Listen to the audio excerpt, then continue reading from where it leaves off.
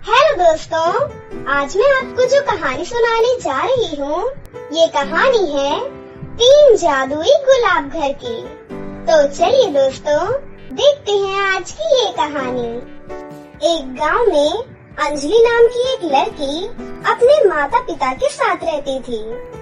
अंजलि गांव के एक छोटे से स्कूल में पढ़ती थी।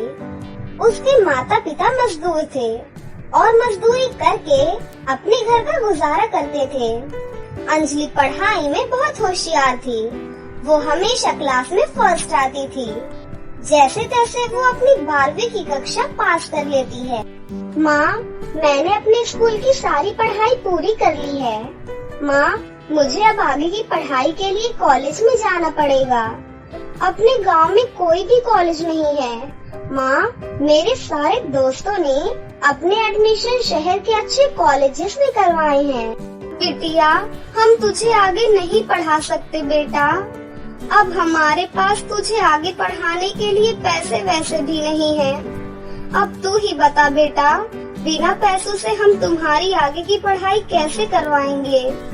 तेरे पिता भी अक्सर बीमार रहते हैं। आजकल वो मजदूरी पर भी नहीं जा पा रहे। इसके बाद तेरी शादी के बारे में भी सोचना है बेटा। कोई बात नहीं माँ, मैं सिलाई सीख लेती हूँ।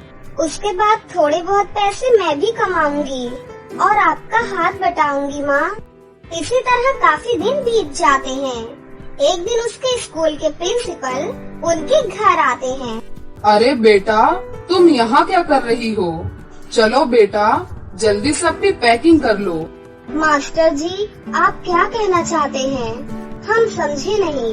अरे बहन जी, हमारी बिटिया अंजलि पढ़ाई में बहुत होशियार है।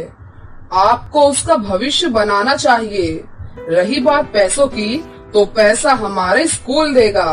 वो इसकी सारी पढ़ाई का खर्चा उठाएगा। आप बस इसके रहने और खाने का खर्चा उठा लीजिए। प्रिंसिपल की ये बात सुनकर अंजलि की माँ और पिता दोनों बहुत खुश हो जाते हैं। जरूर मास्टर जी, आपने हमारी बेटी का भविष्य बनाने में हमारी मदद की। आपने जो हमारी बेटी की पढ़ाई के खर्चे की जो जिम्मेदारियाँ ली हैं, उसका एहसान हम कभी भी नहीं भूल पाएंगे मास्टर जी। अच्छा बहन जी, मैं चलता हूँ। उसके बाद प्रिंसिपल वहाँ से चले जाते हैं।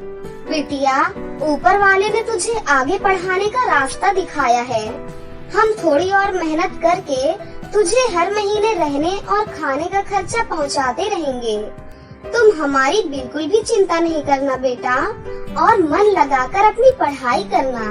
अंजलि अपना सारा सामान बांधकर शहर के लिए रवाना हो जाती है और वहाँ पर एक हॉस्टल में रहने लगती है। शहर के कॉलेज में सभी बच्चे बहुत अमीर घर से थे। उसी कॉलेज में आरती नाम की एक लड़की पढ़ती थी। आरती बहुत ही रईस खानदान से थी। अरे वो देखो, बहन जी आई है गांव से। बहन, कौन से गांव से हो तुम? मैं जौनपुर गांव से हूँ। हाँ, वो तो तेरे कपड़ों से ही पता चल रहा है कि तू किसी गांव की ही है। सभी लड़कियाँ जोर जोर से हंसने लग जाती हैं। अंजलि उन लड़कियों पर बिल्कुल ध्यान नहीं देती और चुपचाप वहाँ से चली जाती है। अंजलि कॉलेज में मन लगाकर पढ़ाई करती है, लेकिन कुछ समय बाद उसके माता पिता उसे पैसे देना बंद कर देते हैं। अरे, इस महीने माँ और पिताजी ने पैसे नहीं भेजे। मैं हॉस्टल की फीस कहाँ से भरूंगी? ऊपर से मैंने कुछ खाया भी नहीं है। अंजलि अपनी माँ को फोन करती है। हेलो बेटा, कैसी है तू बिटिया? माँ, मैं बिल्कुल ठीक हूँ, लेकिन आपने इस महीने मुझे पैसे क्यों नहीं भेजे? माँ, सब कुछ तो ठीक है ना? बिटिया, तेरे पिता की तबीयत बहुत खराब हो गई है। वो काम पर नहीं जा पा रहे हैं बेटी, और मुझे भी मालिक ने काम पर से निकाल दिया है। हमारे पास खुद खाने के लिए पैसे भी नहीं है। ऐसे में मैं तुझे पैसे कहाँ से दूं बेटी? माँ, अपना और पिताजी का ध्यान रखिए। मेरी चिंता बिल्कुल मत कीजिए। मैं यहाँ बिल्कुल ठीक हूँ। बहुत जल्द मैं एक नौकरी ढूंढ लूंगी। इतना कहकर अंजलि फोन रख देती है। हे भगवान, अब क्या करूं? माँ को तो बोल दिया, लेकिन मैं पैसे कहाँ से लेकर आऊंगी? और कॉलेज के साथ साथ नौकरी में कैसे करूंगी?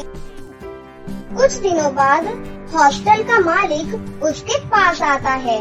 क्यों रे लड़की, कितने दिनों से तूने हॉस्टल की फीस नहीं दी? चल जल्दी से पैसे निकाल। अंकल जी, अभी मेरे पास पैसे नहीं हैं। मैं अगले महीने दोनों महीने के पैसे दे दूंगी। सुन लड़की, पहले ही तूने सस्ते में कमरा ले रखा है। वैसे भी इस कमरे के लिए अब ग्राहक आ चुके हैं। एक काम कर, जल्दी से ये कमरा खाली कर दे। वो आदमी अंजलि को हॉस्टल से निकाल देता है। हॉस्टल के बाहर आरती और उसकी अमीर सहेलियां खड़ी हुई थीं। अरे उस भिखारन को तो देखो, इसे तो हॉस्टल से भी निकाल दिया है। हे भगवान, अब ये बेचारी कहाँ जाएगी?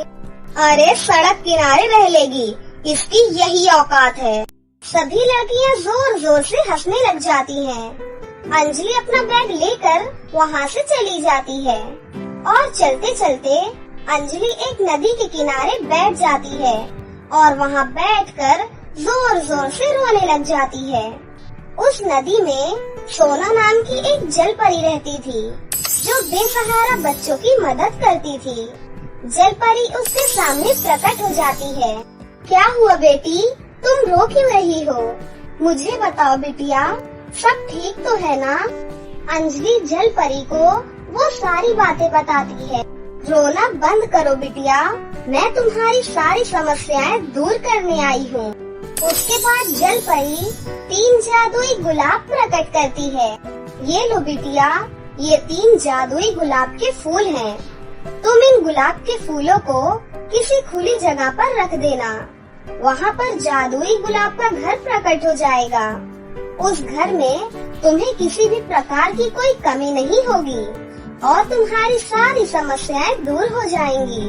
जल परी की ये बात सुनकर अंजलि बहुत खुश हो जाती है और परी को धन्यवाद करती है।